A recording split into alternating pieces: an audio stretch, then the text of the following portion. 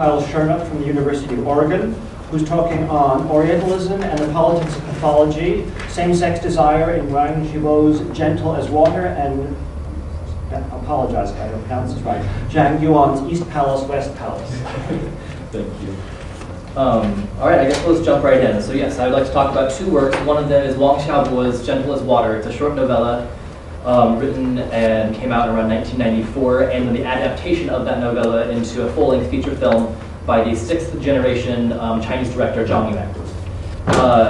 My general argument here is going to be that the novella presents a very humanizing characterization of typically pathologized bodies in China, the same-sex desiring body, and more specifically, the non-procreatively desiring body has been one that has been typically pathologized in Chinese society, and that this story undoes or helps to undo that process. At the same time, I'll argue that in the adaptation, the humanizing depiction that is made in the novella is lost, or not only lost, but intentionally sacrificed in order to appeal to a transnational audience that has certain expectations that match up with an Orientalist fiction about the East.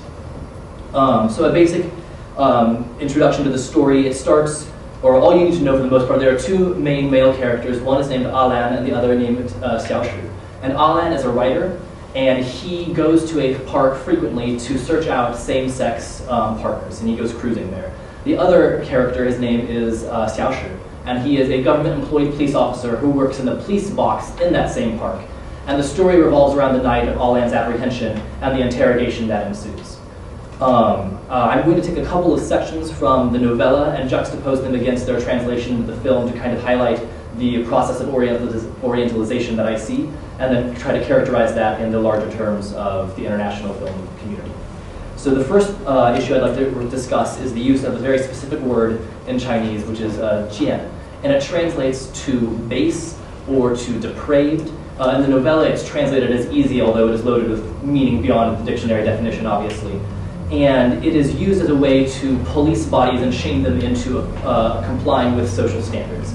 So immediately, once Alan is apprehended by the police officer tells him that he is the most jian person that he's ever met in his whole life for coming to this park and engaging in same-sex desire, or same-sex encounters.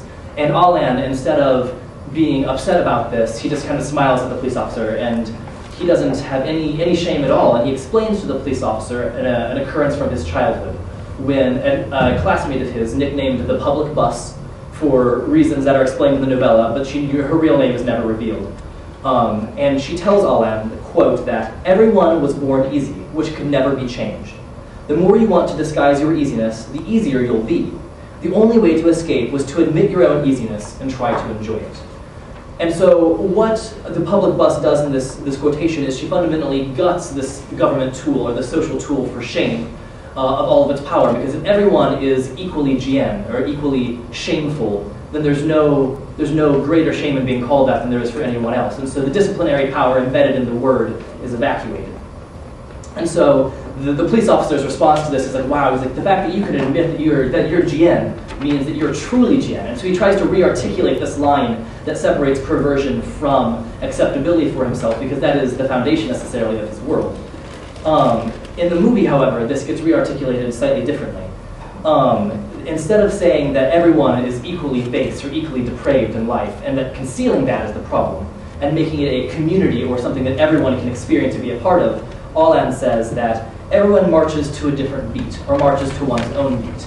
And while the general idea may be similar, the nuance is that this appeals to an individualism that is not present in the novella. The novella, by saying everyone is jian, it points to a collective idea that everyone can share in and enjoy, and is on an equal playing field when it comes to power, because everyone is equally distributed along this level of shame.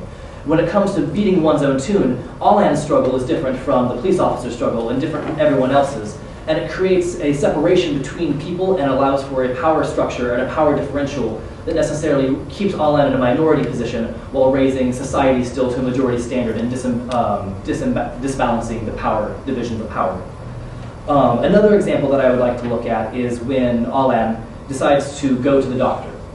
In the novella, Alan has a bad sexual experience and decides to go to the doctor to cure his quote-unquote homosexuality.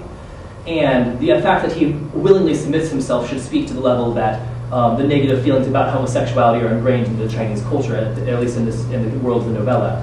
And he goes, and the doctor gives him 2 stacks of cards, one of women and one of men. And he tells him that when he looks at the women, he should drink from a glass of milk. And when he looks at the stacks of cards by men, he should drink from an emetic. The doctor leaves the room, and Wang narrates the scene as follows. Alian didn't especially dislike women, nor did he especially like men. He just hated ugly things and liked beautiful things. After a while, Alian put down the pictures, sat by the sink, and drank the glass of emetic, one mouthful after another. When he was vomiting, he tried his best to remain graceful, looking at himself in the mirror above the sink. He even began to enjoy vomiting. 2 points about this quotation are particularly generative for me, the first of which is the aesthetics of beauty that Wang, the author, gives Alian. And it's one of the reasons that I think that this work is particularly useful in looking at alternatives to heteronormativity. Not only is this work a critique of these standards, but it offers an alternative, a different way of looking at the world. And I believe it begins the rehumanizing process, or the depathologizing process, that I found for the novel. So instead of Alian being this perverse, non-procreatively desiring body, he likes beautiful things. It doesn't matter if it's a man or a woman. It doesn't take sexual object choice as its centering. And as a result, the desires that he has seem normal. And that is what I think is really great about this piece. The second thing that I like about this quotation is that it goes into terms of desire that the state probably finds to be masochistic. The idea that he was able to end up enjoying vomiting, the process of vomiting. And I think it's important because the idea that he thinks that everyone is Jian, everyone is depraved, and so therefore everyone is on the same playing field. And if society says to be Jian, however, is a shameful thing, but at the same time his personal beliefs are that that is a good thing, shame becomes appended to pleasure. And as a result, he's able to learn to develop an enjoyment of these things that are supposed to be his punishment. And the result of this is that he guts the heteronormative society and state tool for policing and regulating bodies by his alternative epistemological approach to desire and pleasure. The adaptation of this into the movie, I will read as follows. The narration is reduced to the following 3 sentences or 4. Quote, "I was in a hospital once. They tried to cure me. They made me watch straight videos while I ate my favorite foods. They fed me bitter things while I watched gay films. It did not work. Of course, I didn't want to go. They made me." The first thing that jumps out to me here is the idea that he was not he did not voluntarily go to the hospital in the case of the film. It was something that he was forced to do against his will.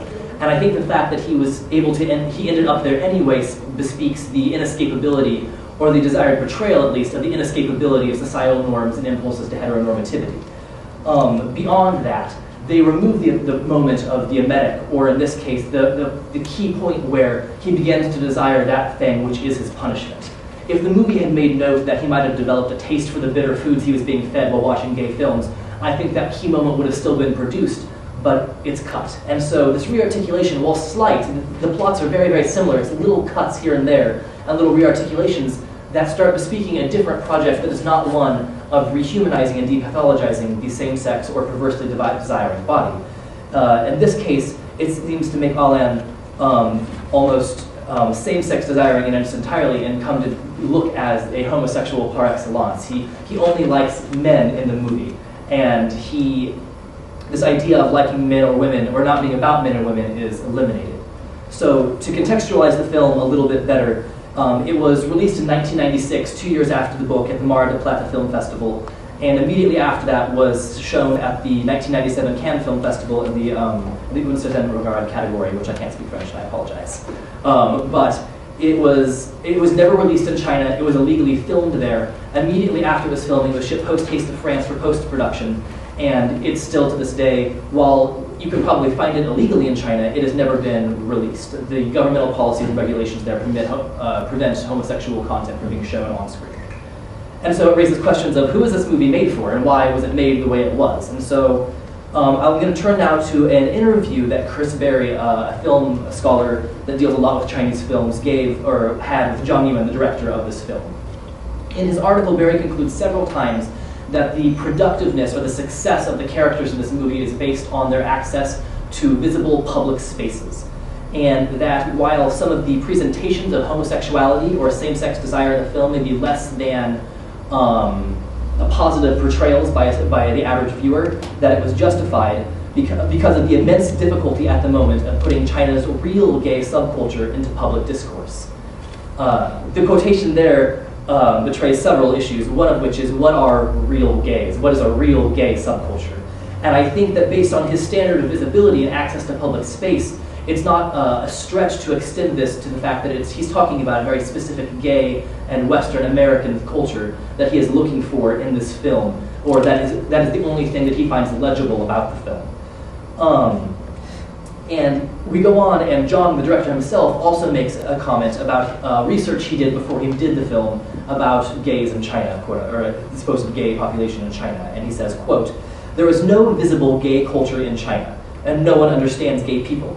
It is very hard to find any gay friends who are living a happy, well-adjusted life under these circumstances." And in this article and in this quotation, he freely admits to the fact that he is searching for gays in China. He's not looking for alternative presentations of sexuality. He has a very specific end goal in mind. As a result, his investigation is not so much that as it is a comparison of where the visible gay population in China compares to the Western gay or the counterparts.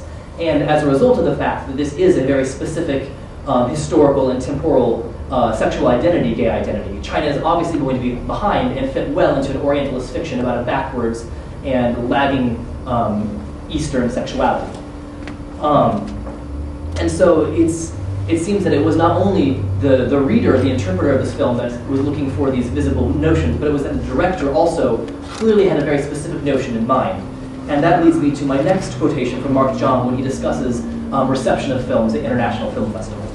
He says, "The success of independent, that is non-Hollywood films in the international art house and film festival circuit is most often tied to that text's proximity to the culture and values of the transnational capitalist class, which constitutes the main audience for these venues." I think that this offers an answer to the question of why these changes were made.